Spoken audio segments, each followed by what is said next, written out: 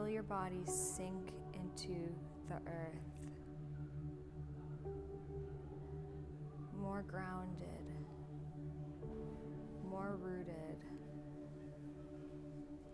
drinking up the energy of the earth. Strong.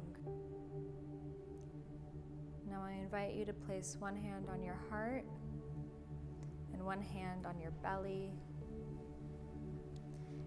anchoring in, connecting to your mind-body, connecting to this incarnation that you chose.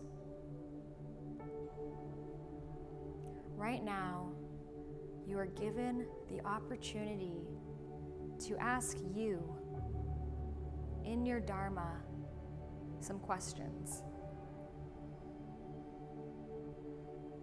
How did you do it?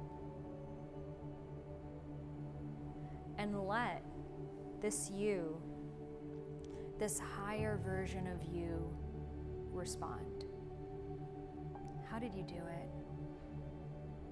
And receive the response. Where did you start? How did you overcome the obstacles? What advice do you have for me right now? What did I tell myself when I was stuck? What is my Dharma?